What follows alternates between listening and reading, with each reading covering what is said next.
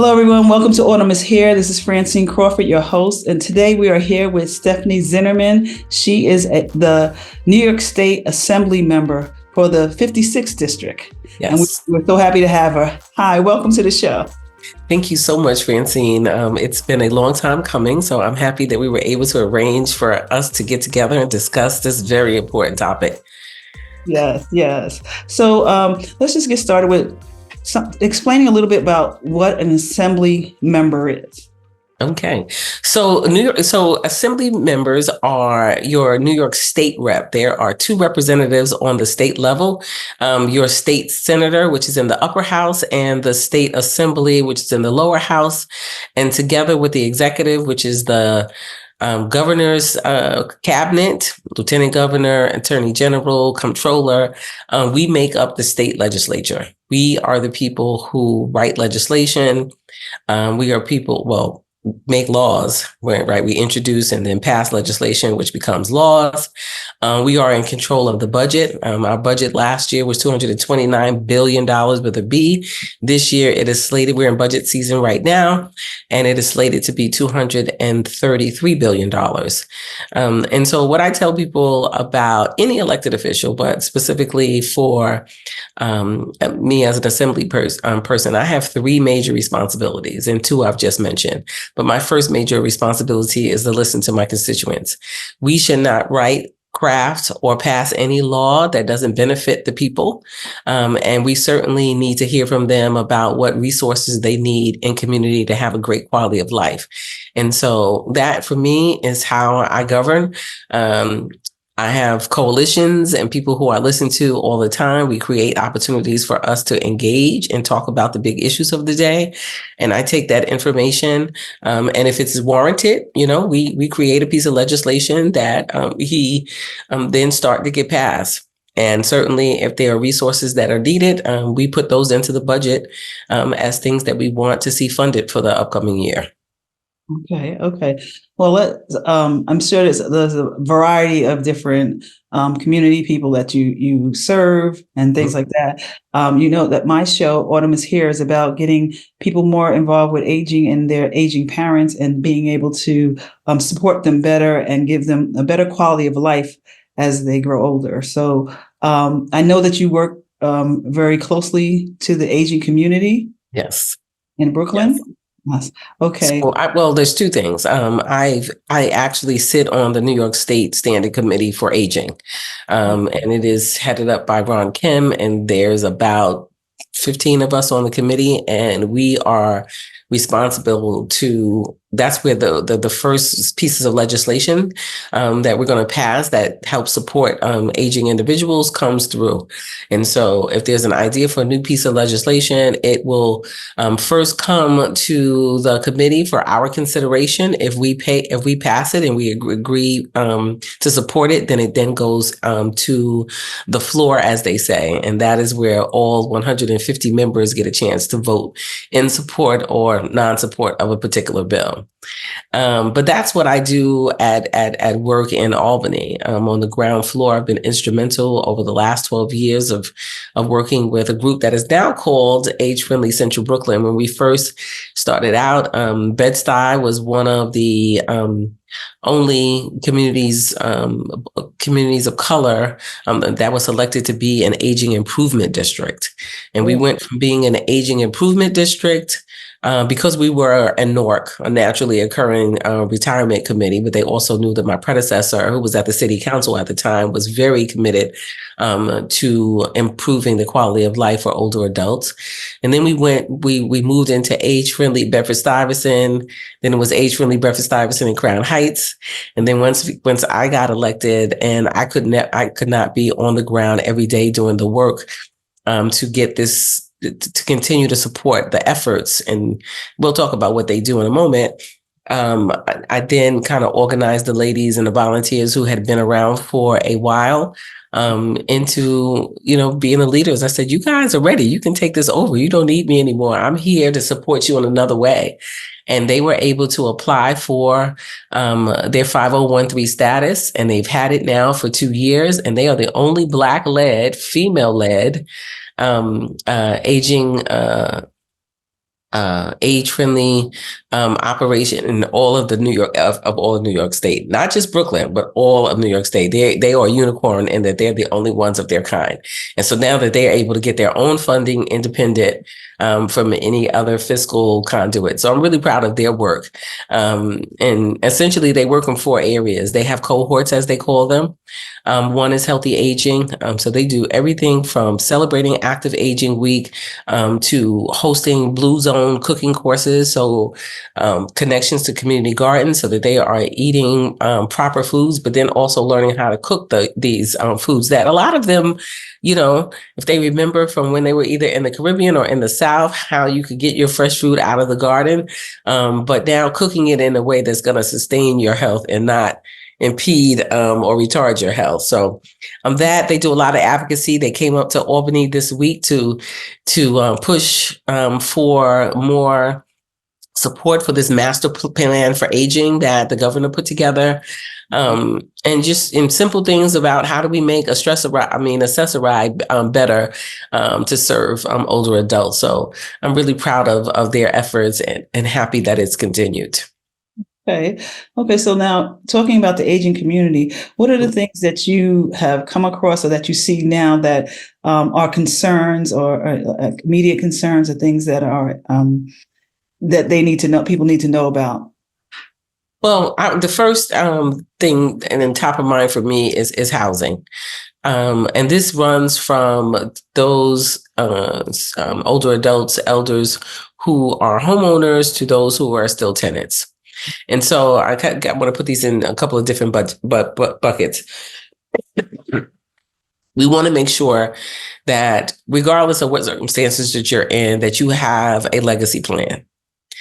Do you have a will? Do you have a trust established? Do you have a health proxy? Do you have all of the things that you need so that when you can't speak for yourself, if that ever comes a time, and we hope that never comes a time, that your wishes are written down? And it might be the simplest things. A lot of people think, oh, well, I don't have anything, so I don't need a will. Well, who's going to have your pictures?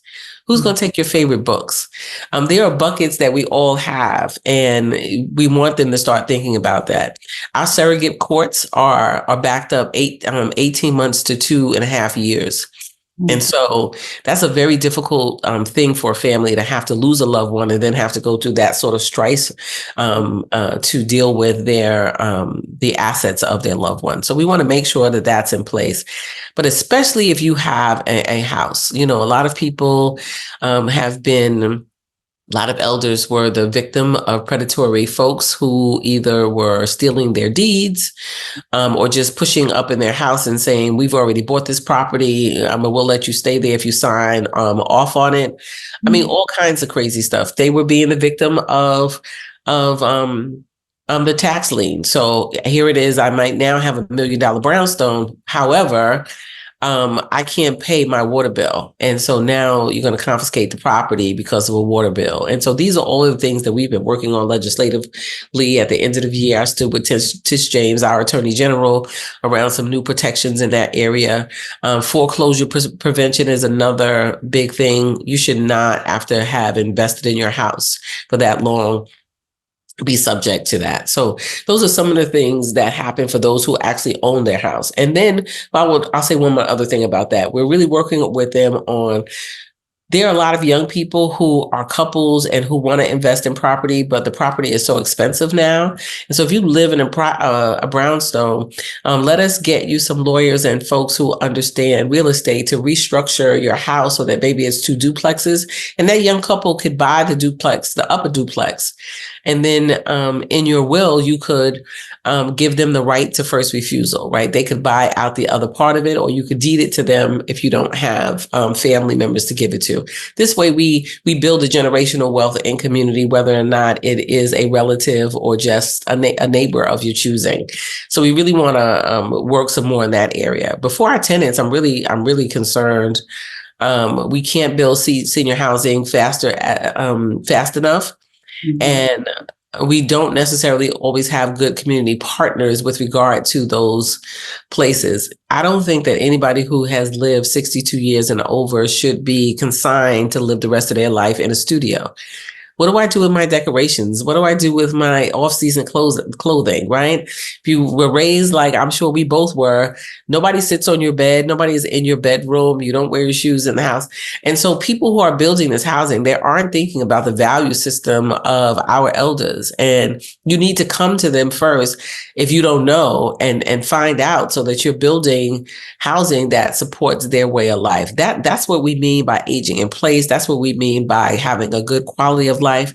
When you can live in a building where your personal space is designed for your needs, whether it's because you've got a mobility issue, or you might be fine. I also think that, there's some people don't cook anymore, but they would love to go down the hall where there's a community kitchen and cook with their girlfriends. Everybody makes something, right? And so we should have those options, so that, maybe everybody doesn't need a kitchen in their apartment, because you can have a little kitchenette area, but that'll give you more bedroom room, or to give you an extra closet. The same way you can design a house, we do everything in modules now. Right now, we should do that as well. But we also have to do something about the availability and the cost. The cost for our seniors is astronomical. Now, most of our senior housing does come with a scale in terms of what you're able to afford, but the way the lottery works doesn't support the needs of individuals in certain census tracts. And we need to work on that. I'm sure you know that the area median income for New York City encompasses Westchester and the Hamptons. Right. Right. And so if you retire with $16,000 and you're being compared to $1 million mansions, you're not going to get a fair shake when it comes to what your rent should be. And so we have some legislation to work on that as well. But for me, I would say it was housing. And so we have people who are homeowners, we have tenants, and now we have people who are residents in nursing homes. And this is where we connected on what needs to be done about the state of our nursing homes, which in a lot of ways were bad before COVID, and then COVID really exposed just how unregulated those facilities were, and their inability, whether you're talking about cultural competency or just sheer decency, taking care of those that we pride ourselves on being caregivers of. So, okay, let's talk about the nursing home, because that's a form of housing. Some people have to go to a nursing home. Yes. So if they have to go to a nursing home, there should be certain limits, there's certain qualifications and quality of life that should be addressed there. Some people are ill and have a lot of medical attention, but there are people in there that don't have a lot of illnesses, but they still require care. Want to be able to So the quality care in nursing home, who regulates that? Like how come it's just kind of widespread, not so good? Like who? So it is a combination of the Department of Health and the Ombudsman program from under the Department of Aging, the state office for aging. So a couple of things. There are state-run facilities, there are private facilities, right? And how the regulations work, some of them are the same. Some, because you're a private facility, you can get away with. And what happens a lot of times is that people see the brand new, shiny, privately owned one, and they say, this is a decent place for my loved one. But they don't know anything about the training that went into that staff, what their values are about how they treat people of all colors and all levels of disability, right? And then even languages. Some people are and I'm not saying all, but a lot of people who are in a for-profit mindset, they're only looking at how much I can charge Medicaid or Medicare, your private insurance to keep my facility running. And that is a problem. And so I have a bill called the Volunteer Ombudsman Program, which actually existed, but they were totally ineffectual during COVID, which is why I wrote this piece of legislation. And basically, it would be to professionalize those individuals who signed up for the program. These would be community-based people Mhm. who would be trained in a number of areas. The first would be the patient's Bill of Rights. What does a patient need to know about how the state of New York says a nursing home should be run and what your rights are within that nursing home? Mhm. That's number one. Then they're trained to recruit other volunteers, right? So that they can receive training and they can help. But their most important function would be to visit, establish relationships with those patients and their families, and report any violation to that original Bill of Rights. Now, what happens right now is that we have an ombudsman program that deals with this, but I can guarantee you, if you called them right now with a complaint, it would be a while, if ever, if you received a phone call. And I'm Yep. saying this from a state. When you're upstate with the municipalities, it's a little different because the towns are small. Everybody kind of knows each other. But with New York, it's huge and the calls are voluminous, right? And so what we need to, and so I need to tell them, they need to tell me, do they need more staff? Or do they need a change in the model? Something has to change.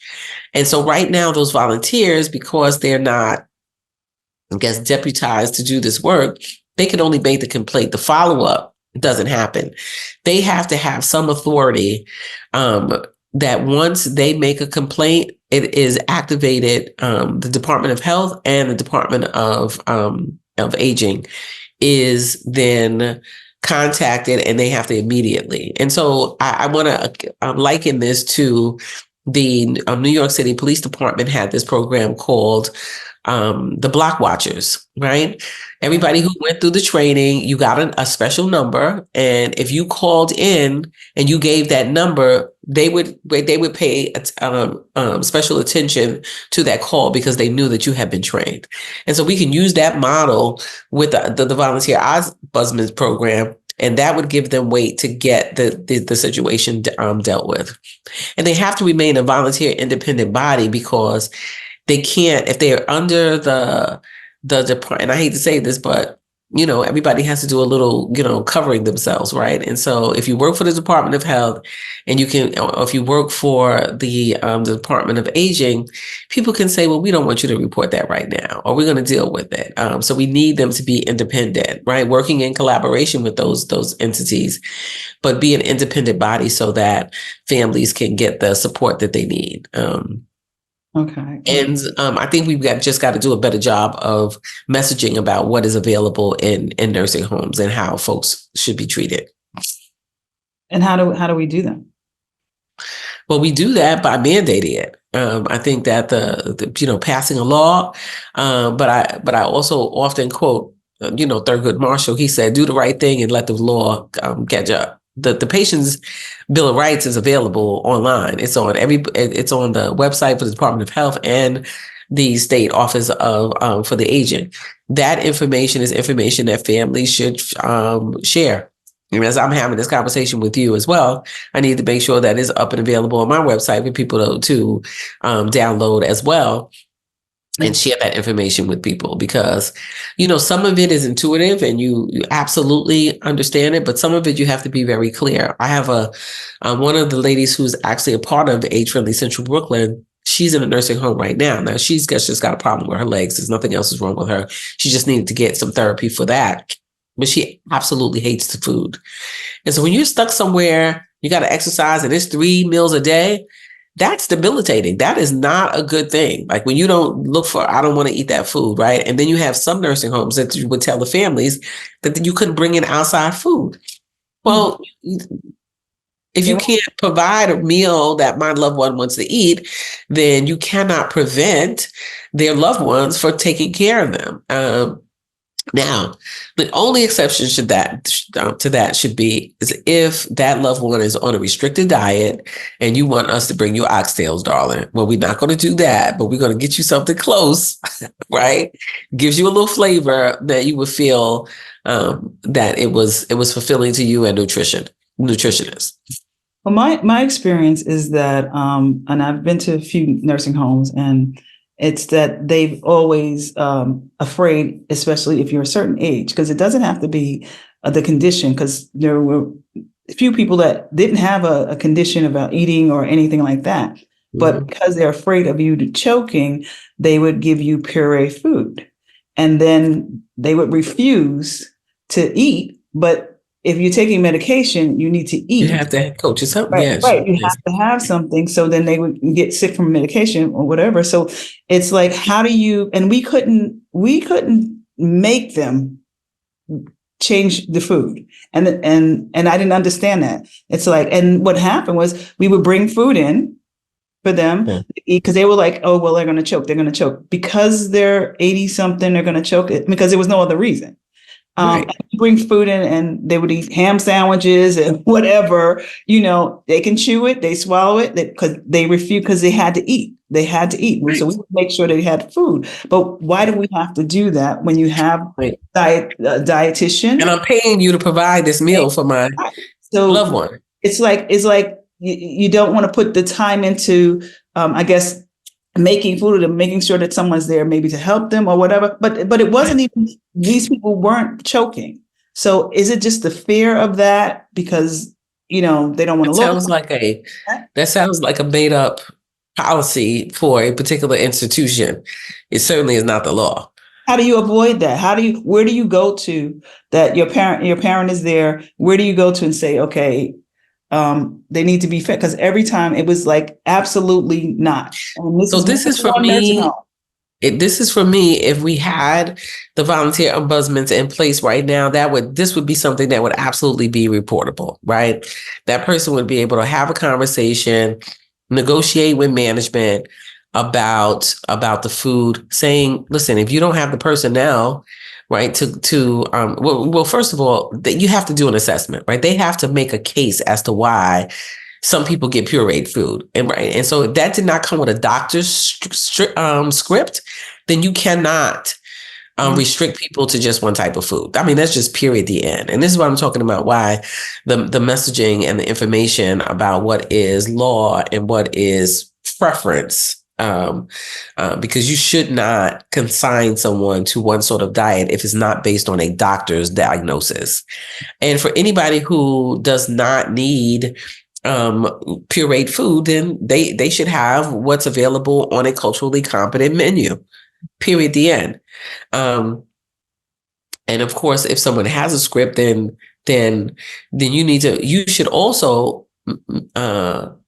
you could assign staff to do that work. Mm-hmm. Right. I mean, you don't have necessarily a unit where everybody on the unit or 20 people in the unit all are, on a restrictive diet that way. So there are things that we do, but I think, anytime we're having a conversation with management about something, when they're thinking about the bottom line and we're thinking about high quality care, we must always start from our list of what does high quality care look like for my loved one. If you were in a restaurant and you were paying for a meal and you were expecting a certain level of service, you would complain. You would address the situation. You would say, listen, I demand that there's no hair in my food. Like all of those things. We have to use that same rubric no matter where we are. And if I'm there and you're not treating my loved one well, then I'm going straight to the law, right? That patient bill of rights, and I'm saying, listen, you are violating these areas here, and we must address these immediately, because then that becomes something that is reportable to the state. So what about? I'm not sure this falls under you, but what about the cost? The cost and if you have assets, to have to liquidate them and stuff like that. And whatever you have to draw down before you're able to get covered. Can you explain a little bit about that? And is there There, anything? there are mechanisms, pool trust, and all. I'm not a lawyer, so I never like to get into the specifics of those things. But these are all things that one could look up. That's why I said the legacy planning is so important. A lot of our community-based not-for-profits do these for free. Some of our legal entities will host these for free. I have a young woman who I knew her before she became a lawyer, and this is her specialty now. So we give podcast, at least quarterly, where we're talking about legacy planning. I certainly could have, share her information with you, but certainly invite you to the next time that we're doing an event. It's so important because none of us know. And we think about it in terms of seniorhood, but now we're seeing more and more younger people having to go into long-term care. So we need to have the conversation about what our long-term care looks like. I'm blessed that I still have my mom. I'm the sandwich generation. My mom is 81. My daughter is 36. And so my mom can't care for me. I mean, she would love to go if I had to go into a facility, she would get her little assessor ride and come over there every day to make sure that I was okay. I know she would, right? How that would take the toll on her health would be another story. And my daughter, she would do the same thing, but she also travels for work. And so what would I have to put into place to ensure that they're taken care of while they're trying to support me, right? Because they don't have the ability to care for me 24/7. And these are all things that we have to consider. I have a best friend who owns a business and she's on her feet most of the time and she doesn't have any children. So now who takes care of her? Because she's taking care of her mom. And these are all things we have to consider. And we have to start, Francine, having this conversation younger and younger. We can't wait until we are in what we call our third chapter, right? So I think we're in the same chapter. So third chapter is the 25 years after you're 50, right? So I'm still at the beginning stages of that, but still, it's almost like at the end of your second chapter, you need to start considering these things and put your plan into place so that your third chapter living will be vibrant and wonderful. And you don't have to worry about what your care is going to look like when you get older. Okay. So let me ask you something, just one more thing about caregivers. I know Yes. you work with that and you're concerned with that. And we don't do enough to help them, right? Support them. And sometimes people just don't understand what it takes until they are in that situation. So Yes. Can you talk a little bit about that? Well, one of the things we're trying to do is recruit more caregivers, right? Getting people to understand the profession and enticing them to the profession. It is not easy work, but it is fulfilling work. But we need to make sure that we're besides the state regulations the state tests that people have to pass. I think we need to look at that and we need to put some DEI. And I'm saying diversity, equity, and inclusion in some of those regs. Yes, these are the things the technical skills that you need to do the job. But here are the empathy skills that you need to do the job. These are the culturally competent skills that you need to do the job. Because even what we have found, if you're dealing with a home health aide who is from the South and her patient is from the Caribbean, and she's only cooking food that responds to her palate and not another one. So you got two Black people, working together, but it doesn't work because of where they come from and one person's ability. And so we need to do that. But we must for both the unpaid and the paid caregivers ensure that they have a living wage. This work is too difficult for us to pay them just above minimum wage. You can't live in the city with that wage. And so for the unions, we are certainly working, they're doing their own advocating, thank goodness, but everybody's not a part of a union. So if you're working independently, and I remember last year meeting somebody who was was homeless. She didn't have enough money to stay in her house. So she had 3 patients. She was working around the clock. Wow. And so when she went to one house to stay at that last shift, she was able to sleep with her client. Mm-hmm. That's how she was able to sleep. Wow. There should be no one who is living that sort of life. Right. And my friend Amani and I have a wonderful video that she put together to share at the workshop we did this weekend, Women in Crisis, the impact of 24/7 caregiving. She really, talked about her mom has dementia. So she's got to be there to make sure that she has the care that she needs. She lives in her mom's house, but because her mother owns her house and because her mother has a pension, she does not qualify for the what is the acronym for that program? But it's the city. It's you can get paid as a family member to um to care for your loved one. She doesn't qualify. She's at a benefit cliff. So what happens to someone who, even when she can get somebody to come in, she can't even afford to go get her nails done or just go and treat herself to a nice dinner, or any of those things, and forget about if she needs mental health services, because this is a trying time. This person raised you and now they can't relate to you because they're suffering from that level of dementia. And so it really is a trying situation. And so we need to figure out, how do they get access to mental health and wraparound supports. And the other thing is to adjust the benefit cliff. Just because her mother owns her house and her pension, you have to look at that, right? How much of her mother's pension is actually covering her cost of living, right? And then that person deserves a salary regardless. So now, is her mother's pension able to cover the cost of her own personal expenses, her house, and able to pay her daughter? Because if she's not, then that's when the government has to step in and provide some sort of support for those individuals. Okay. Well, that's a lot, though. That's a It is lot. a lot. But it's okay. We got a lot of smart people working on it. What's important is that people like you and people like Imani, and Marlene and Miss Selma, these are all the people that were, Dr. Golson and stuff, people that were on the panel. They're the advocates for this, and that's why we're gaining attention. That's why it was so important for me to host that workshop, so that more people can hear about it. Everybody's talking about it. And this, people are sharing their stories. Yeah. They're trying to support each other. But honestly, there hasn't been a lot of assistance for them. And so by your Autumn is Here advocacy, we're going to do something about this that takes care of our caregivers. Absolutely. It's so needed. It is so needed.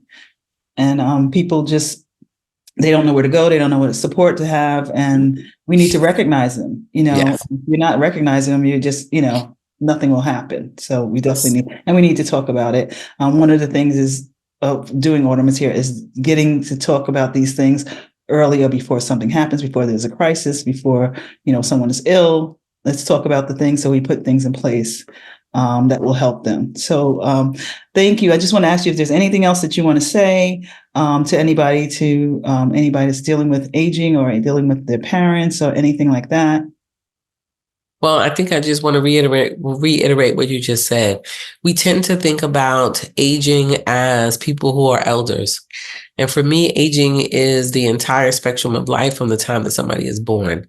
And so how I govern is when I walk down the streets in my community, my thought is, what is this newborn going to experience when they come outside for the very first time?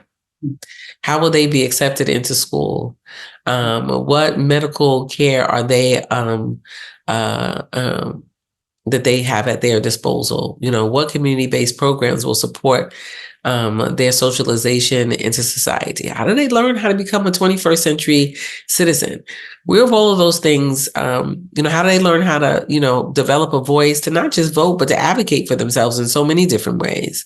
And then as you go through life and you become an adult, now as a fully realized adult, then what do I need to ensure that I can provide the same experience to my children and my grandchildren? And I'm glad to say great-grandchildren. I have a community of people that every year there's more centenarians that I'm able to give a proclamation or a citation to.